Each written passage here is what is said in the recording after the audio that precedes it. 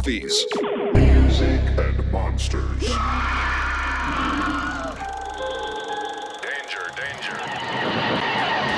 Hey my friends, Dan Monroe here from Movies, Music, and Monsters with another Sunday afternoon Q&A. I was pleasantly surprised that people really seemed to enjoy the first one a couple of Sundays ago, so I thought, hey, what the heck, let's do another one. Might be something I do a couple times a month on Sunday afternoons. Who knows? But without further ado, let's dive in. Robot, if you please. Edward from Wisconsin asks, "Hey Dan, love all the artwork in your intro. Do you draw this stuff yourself?" I wish, but I'm not quite that talented. No, those are all drawn by a brilliant artist and friend of mine named Bill Hughes. I don't exactly remember when it first started, but he did some animation work for my intro, and they were just so freaking good. He literally created all of my characters that I use in the videos, the advertising, the websites, the t-shirts, and I'm so super fortunate and grateful that Bill has done such an incredible job basically branding my entire channel with his incredible work, but he also does a lot of serious artwork as well, like he actually has his own art shows of his own stuff. Super cool. He also has a YouTube page called Wonder Vista Studios where he creates those incredible Matt Mercury animated shorts, and believe it or not, I even got to be in one of them. So anyway, yeah, Bill's the man, and I really appreciate everything he's done for the channel. Okay, Robot, what else you got? Alan Martinez writes, "What do you think would happen if the movie studios did remakes of Gone with the Wind and the Ten Commandments using nothing but CGI?" What would happen? Well, that's easy. Fire and brimstone coming down from the skies. Rivers and seas boiling. 40 years of darkness. Earthquakes. Volcanoes. The dead rising from their graves. Human sacrifice. Dogs and cats living together. Mass hysteria. In all seriousness, what would happen? Well, pretty much the same thing that, in my humble opinion, always happens with all of these remakes and reimaginings. They get put out,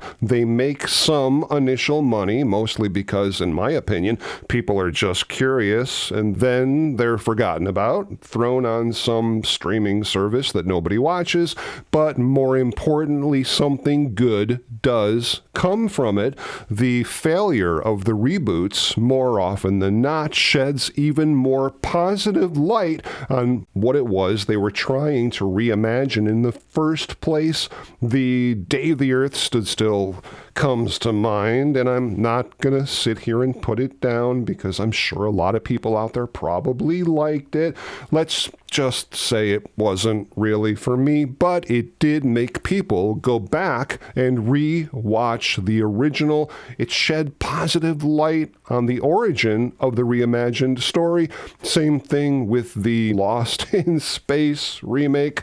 Like it or hate it, it really helped promote the original series with a ton of new merchandise and collectibles that without the remake just wouldn't have happened. So that is a good thing.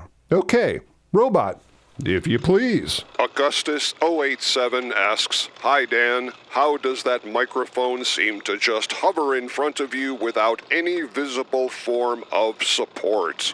Oh man, now they're looking for secrets. Actually, there is a support arm here, a pretty big one actually, but you just can't see it. It's part of the whole special effect thing I've got going on here in my studio, but trust me, it's there, and I hit it every single time I get up, which reminds me, if any of you guys actually want to see me produce some behind-the-scenes videos of how I actually do this stuff, let me know. Maybe we can make that happen. Okay, Robot, let's do one more. John Deanna 268 asks, Dan, did you ever do a show on the Richard Hatch Battlestar Galactica pilot? Oh, wow, good question. And yes, that's something I'm definitely going to look at in the near future. And for those of you who don't know what he's talking about, Battlestar Galactica, The Second Coming, was a proposed 1999 action film hoping to spawn a brand new Galactica series by Richard Hatch himself, who starred as Captain Apollo in the original series. All we have at the moment is like a 4-minute trailer, but it's really super cool to see, and I'll leave a link down in the description. Unfortunately, Universal, in all of their brilliant wisdom, basically just ignored it.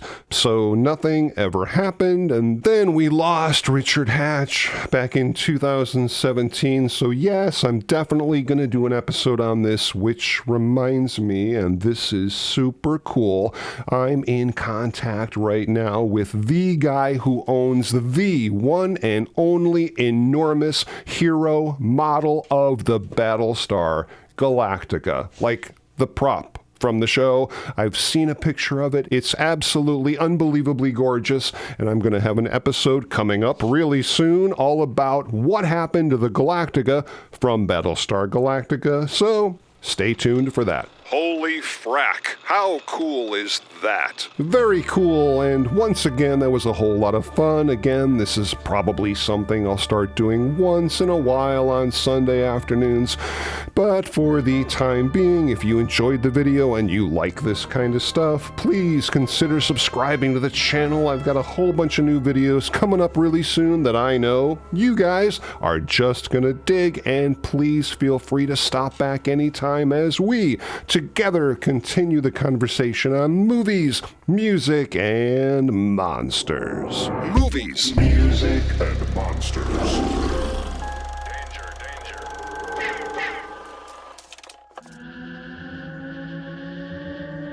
danger.